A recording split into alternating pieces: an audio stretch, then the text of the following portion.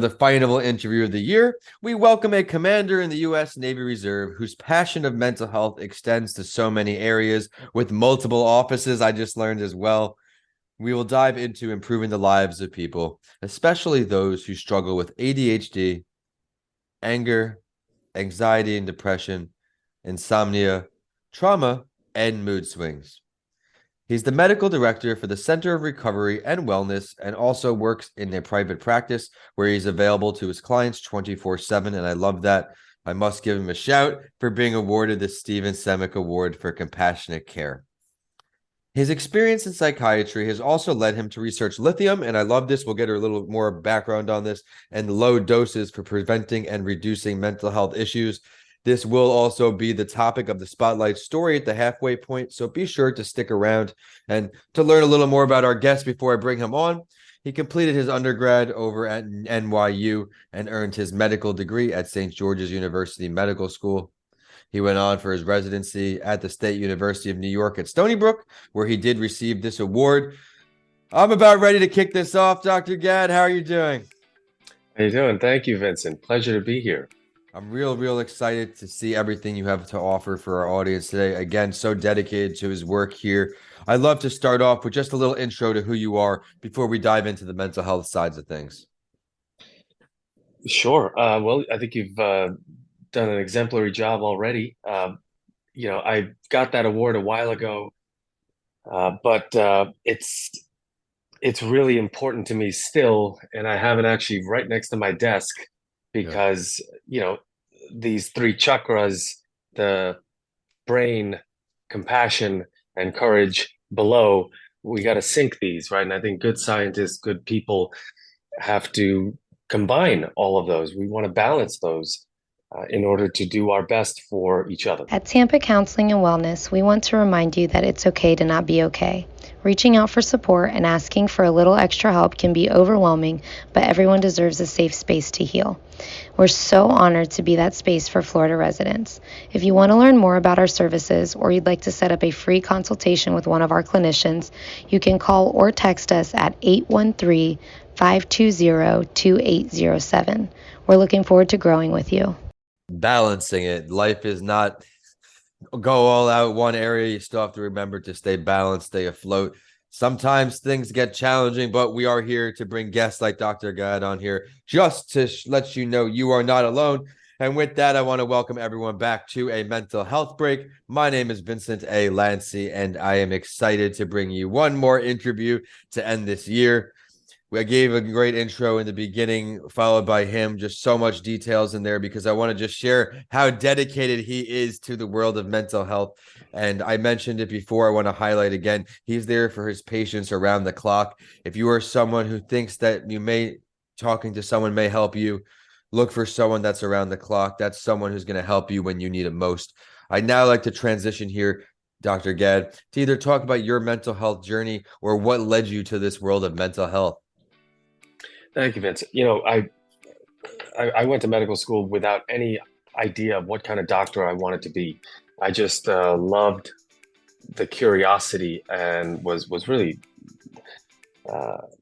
driven by the need to know, and I think I still am, that it was a kind of sacred body of knowledge, no pun intended.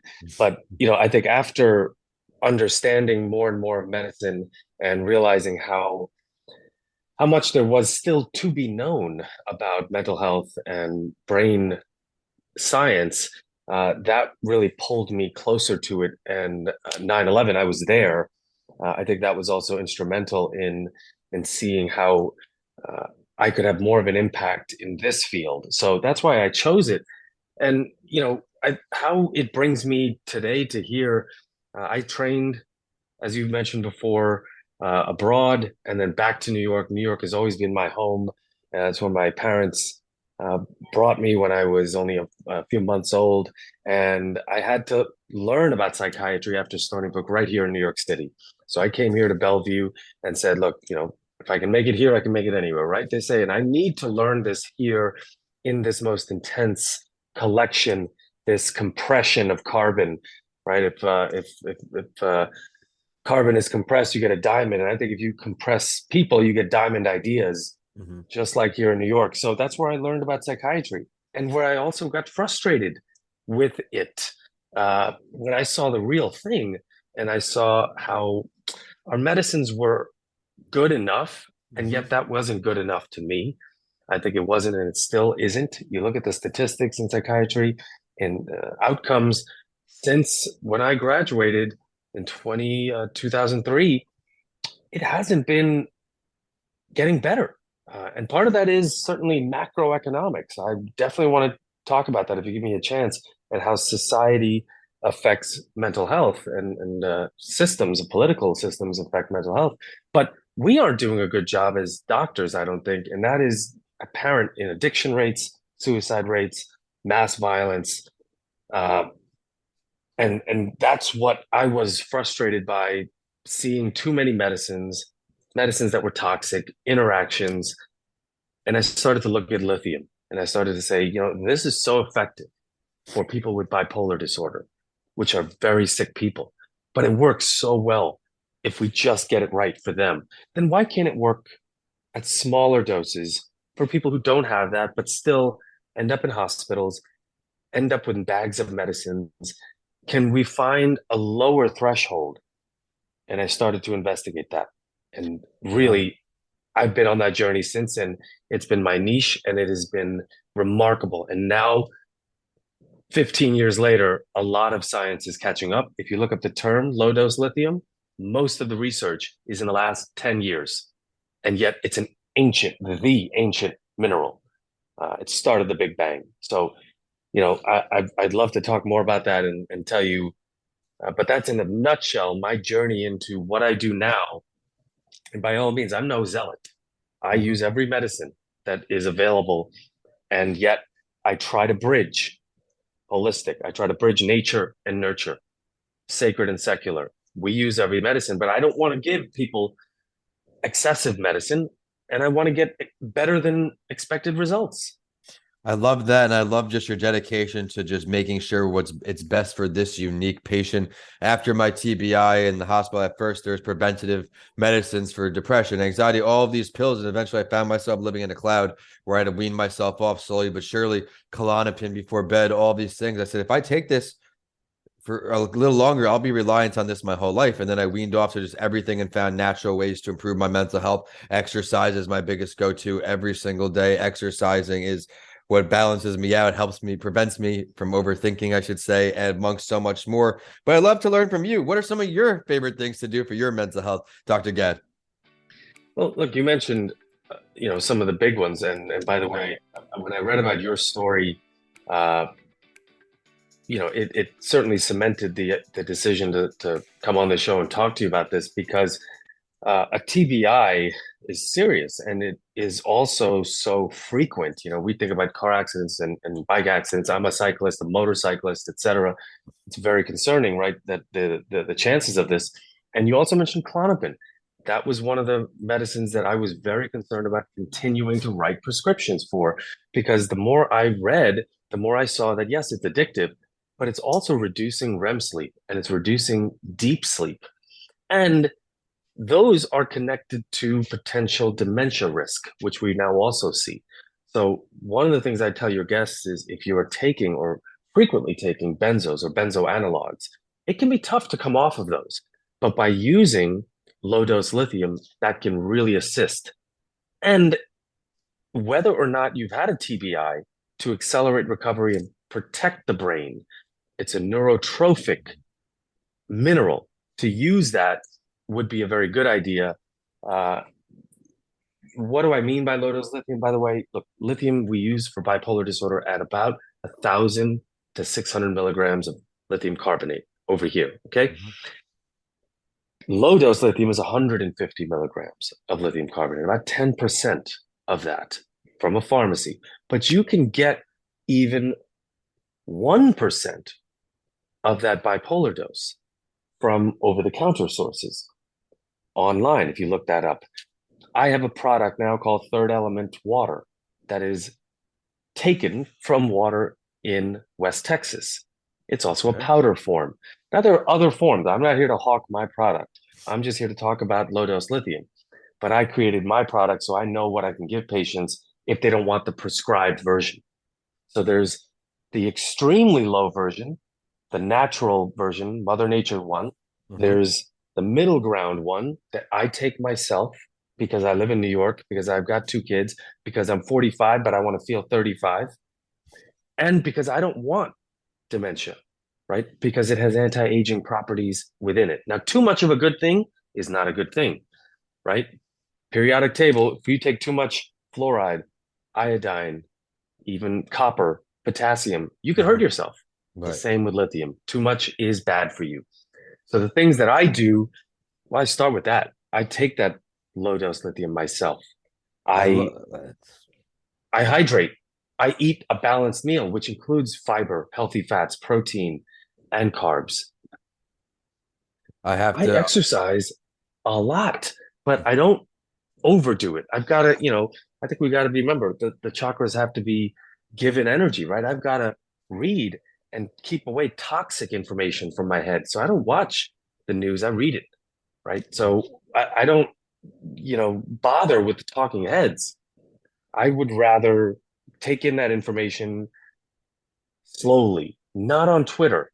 That's a gossip rag, and it's fun to get the highlights, but I need the nourishment, you know, in a four-course meal. I can't be picking at the vending machine for good stuff you're putting in. So we could talk about exercise too all day, but that is, you know, the most important thing, and yet the American lifestyle doesn't really lend to it. It's really tough to squeeze all that in. And Mhm. those are the macro factors. It's harder than ever to make a living today. That is the truth, and especially every state is like its own country from the pandemic on, with a governor, every governor has different laws. You hit a lot of great points there, and when life's moving fast, we have to remember, like you said, everything is aligned. Don't overdo it in one area, and that can relate from exercise, from either from using medications.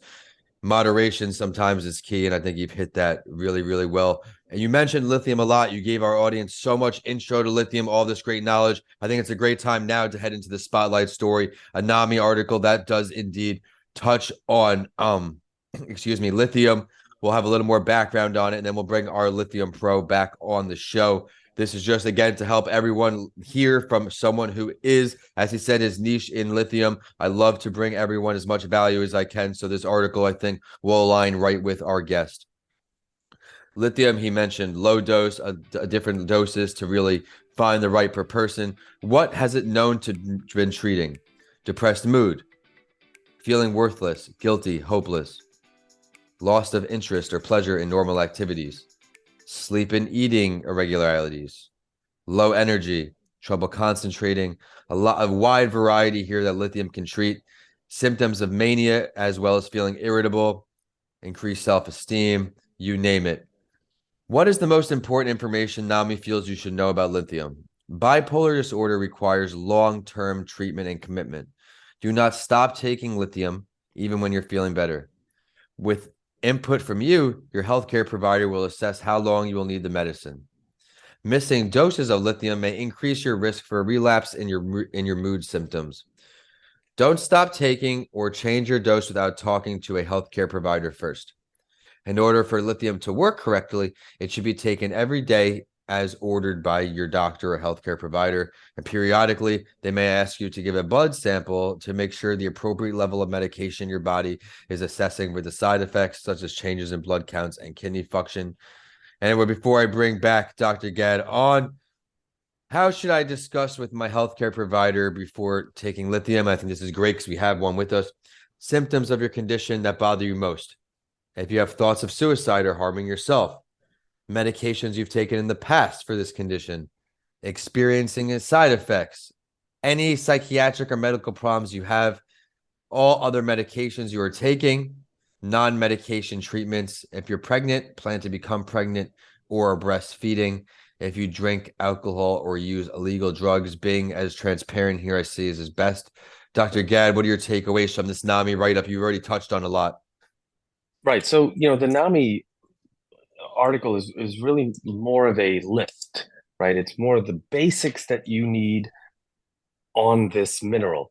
But what I would rather NAMI do is not just take data, but write up the prose and the poetry of this. They are, again, the National Association for the Mentally Ill. It's really more along lines for families and the people who are suffering from mental illness to come together and get vetted information. Mhm. I wish they would talk about put on certain stories of people whose lives have been changed and saved by using this. I also wish they would say, talk to your doctor about potentially uh, using lithium instead of the array of medicines you're using for bipolar disorder, or in addition to get rid of some of these other medicines, and that it can be used at a lower dose as well.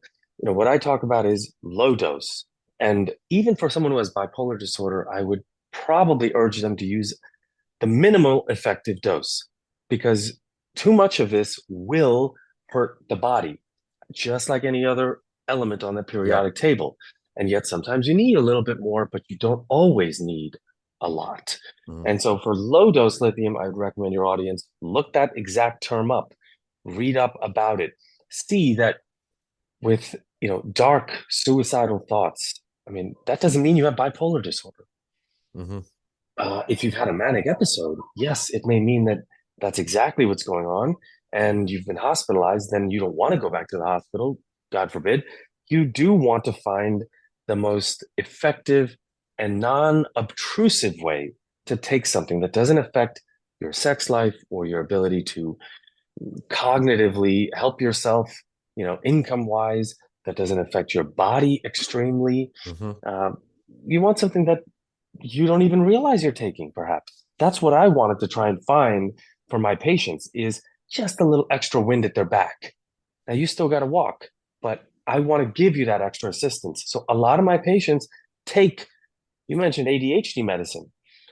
It's important to treat that. And it's more prevalent than ever because our attention spans are sliced by all these media that we're getting, and the ability to have the world at your fingertips all the time now. And because a lot is undiagnosed in people of color and in girls and women in certain generations that never were told about this diagnosis. So instead of nicotine, caffeine, sugar, alcohol, cannabis as your routine, maybe, yes, just take a small amount of stimulant, get stuff done, get a workout in, and you're no worse for it, as long as you just keep that as well very controlled. You do not want to abuse that medicine. It can lead to psychosis. It can lead to blood pressure or heart attack and issues there, and addiction. So tiny amount of that too, of stimulants. But a lot of my patients take a little bit of stimulant and a little bit of lithium. It's like a turbocharger and motor oil at the same time. It protects the brain. It protects them from themselves. It's a lifting medicine that improves sleep, but it doesn't knock you out. There's a lot of benefits to it that we're seeing now, because again, when it's in water at the 1 milligram range, not 200, not 1,000 milligrams, tiny dosing, when it's there, those people that drink that, they're healthier.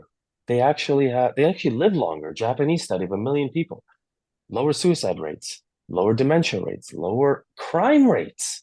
Yeah, I think we should be putting it in water, but that would take consent, and that would take more studies, perhaps, even though I don't think there's any more to be done.